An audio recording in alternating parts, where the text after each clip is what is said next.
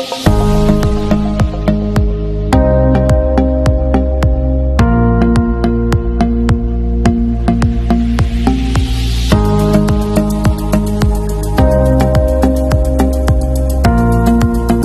tout le monde, j'espère que vous allez bien. Vous ne l'avez peut-être jamais lu, mais vous la connaissez tout de même. L'histoire de Robinson Crusoe. Le célèbre roman de Daniel Defoe paraît en 1719 et connaît très rapidement le succès, porté par son parfum d'exotisme et d'aventures lointaines très appréciées à l'époque.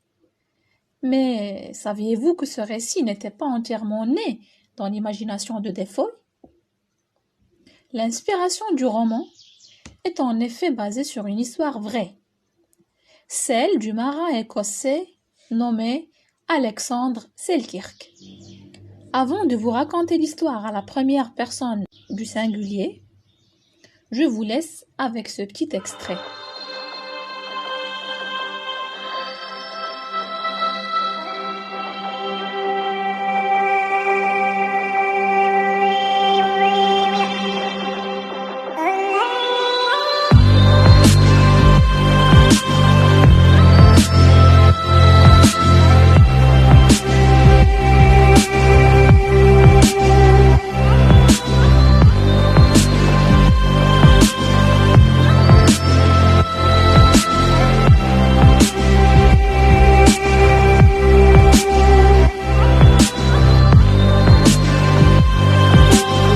L'aventure extraordinaire d'Alexandre Selkirk.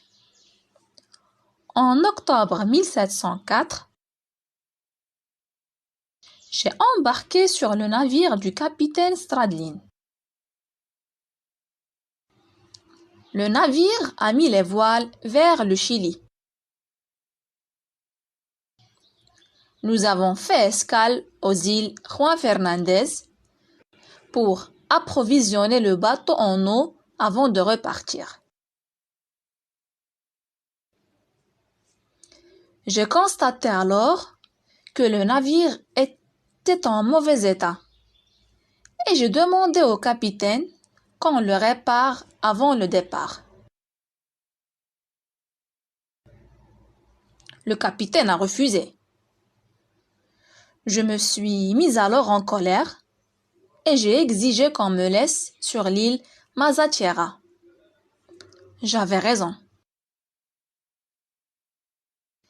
J'ai su par la suite, quelques jours après m'avoir laissé, le navire avait fait naufrage et que la moitié de l'équipage s'était noyé. J'ai vécu sur cette île déserte 4 ans et 4 mois sans la moindre compagnie humaine. Tout ce que je possédais, c'était un mousquet, de la poudre, des outils de charpentier, un couteau, quelques vêtements et de la corde. Au début, j'avais peur et je restais sur le rivage. Je survivais en mangeant des crabes et des crustacés. Un jour, je me suis installée à l'intérieur de l'île où j'ai bâti 2 cabanes avec du bois de poivrier. Ma vie a été tout de suite plus agréable. Je buvais le lait des chèvres sauvages. Je mangeais leur chair accompagnée de légumes comme le chou ou le navet.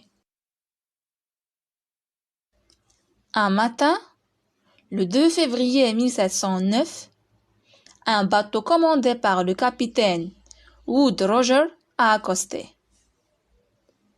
J'étais sauvée.